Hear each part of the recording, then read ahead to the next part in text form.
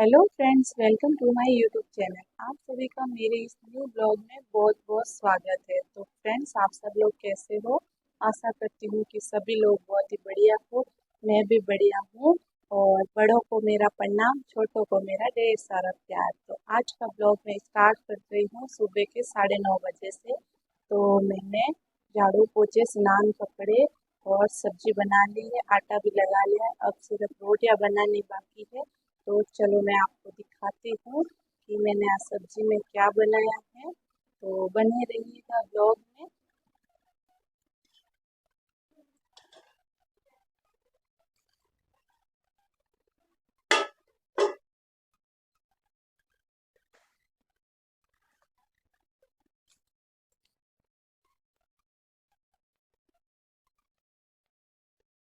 तो रोटियां बननी हुई स्टार्ट। सच बताऊं, बहुत ज़्यादा गर्मी है अभी। मैं तो पूरी पसीने से झूल जाती हूँ।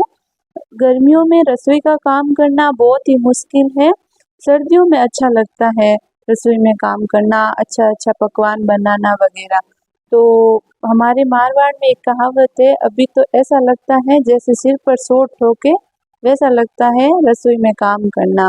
लेकिन खैर, बनाना तो पड़ेगा, तो मैं झटपट से बना लेती हूँ रोटियाँ। तो फ्रेंड्स, रोटियां बनाने के बाद मैंने बर्तन धोकर स्टैंड को भी साफ कर दिया है और अब सिर्फ तन्नू को नहलाकर तैयार करना है। बाकी तो मेरे घर का सारा काम कंप्लीट हो गया है। और एक बात बताऊं मैं आपको, मैं ना खाना मतलब पूरा घर का काम करने के बाद ही खाना खाती हूँ। तो बाकी घर वालों ने तो सभी ने खाना खा लिया, मेरा ही बाकी रहा है। तो मैं पहले तन्नू को नहला कर तैयार कर देती हूँ, उसके बाद मैं खाना खा लूँगी।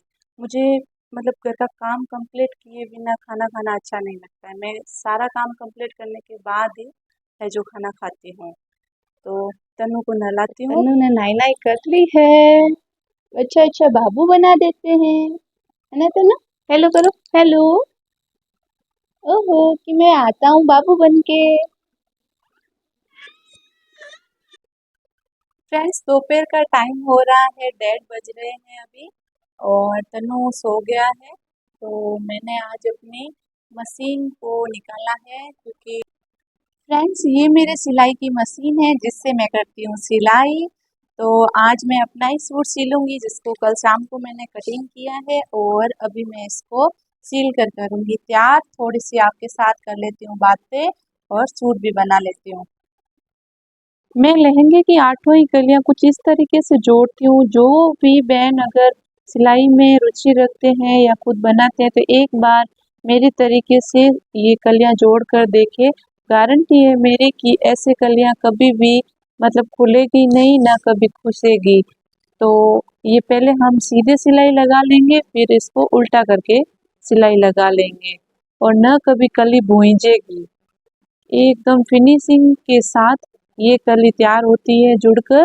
तो प्लीज़ एक बार आप ऐसे बना कर देखिए मेरी तरह।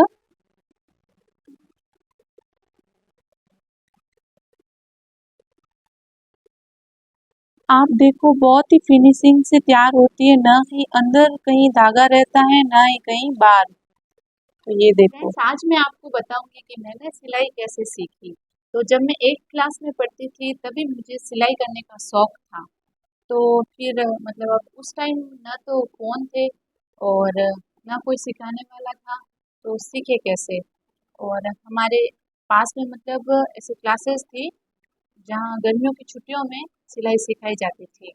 तो मेरे एक जो मेरे से बड़े सिस्टर थे, उनको मम्मी ने 3 महीने भेजा था।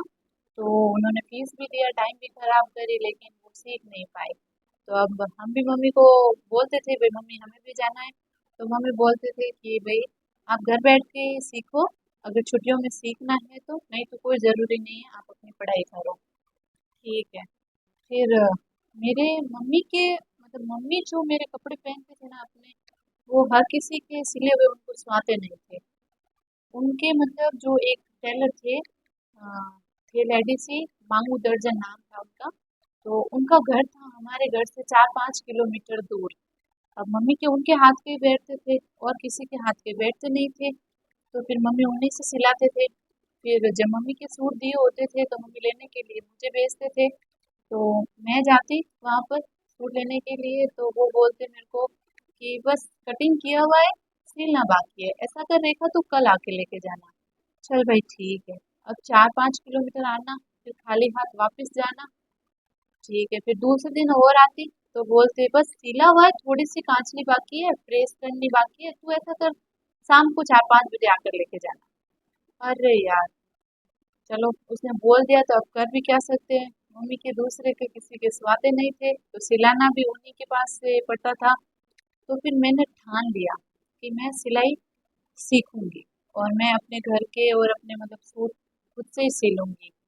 तो फिर मेरे घरों में मतलब मेरे भाभी सा करते थे सिलाई, तो मैं उनके पास गई मम्मी से, ऐसे तैसे मांग करके कपड़ा, भाई मम्मी तू मेरे को दे, मैं खराब नहीं करूंगी, मैं सी लूंगी।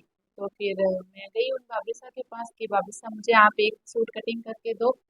तो वो मेरे से बोले कि आप ऐसा करो, सुबह आना, मेरे घर का काम वगैरह करवा देना, उसके बाद मैं आपको सूट कटिंग करके दूंगी। तो मैंने बोला कि भाई नहीं, तो आप अपने घर का काम खुद ही करो, मुझे काम करके सूट कटवाना नहीं है, मैं अपने आप से ही सिल लूँगी। ठीक है।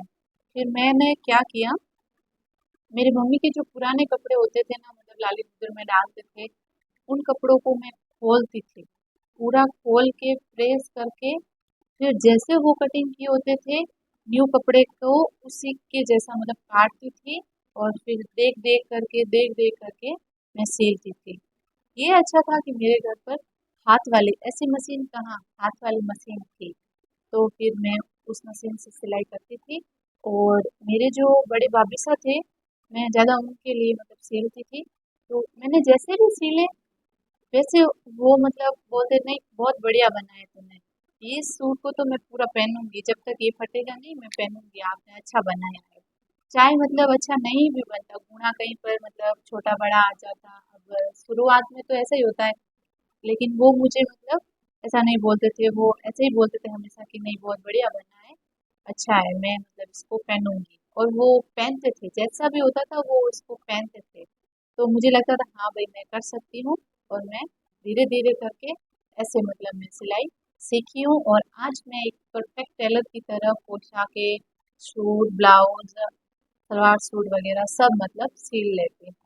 तो मैं कल मैं सूट सिलते सिलते इतना मगन हो गई कि मैं भूल गई भाई मैं ब्लॉग रिकॉर्ड कर रही हूँ, तो मैंने रिकॉर्ड नहीं किया।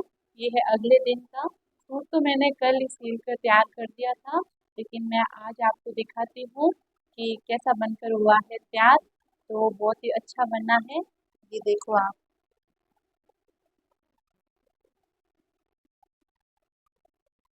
ये तो इसके मैचिंग की ओढ़नी है,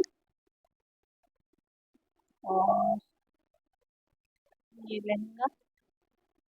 ये आपने देखा होगा कि मैं पिछले ब्लॉग में लेके आई थी ओरेबी, दिखाती हूँ आपको अच्छे से दिखेगा।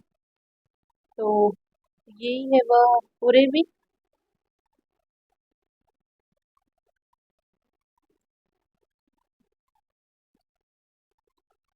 और ये कांचली कुर्ती, और ये है लहंगा। पहले, और ये मैं सूट लेके आई थी फलोदी से। पहले तो मेरा इरादा नहीं था कि मैं ये अलग ओरेबी लगाऊंगी, लेकिन यहाँ आने के बाद मैंने सोचा कि इस ड्रेस को अलग ओरेबी लगानी चाहिए, अच्छा लुक आएगा। तो सच में अच्छा लुक आया, अलग ओरेबी लगे, क्योंकि ओढ़नी इस कलर की है ना, तो ओढ़नी के कलर की ओरेबी लगाई है ना, तो सूट मतलब लुक बढ़िया आया।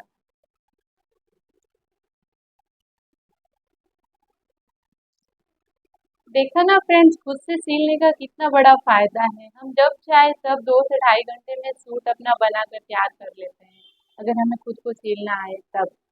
तो कैसा लगा मेरा ये ब्लॉग, अगर अच्छा लगा हो तो चैनल को सब्सक्राइब कीजिएगा एंड ज़्यादा से ज़्यादा शेयर कीजिए। मिलती हूँ न्यू ब्लॉग में, तब तक के लिए राधे राधे।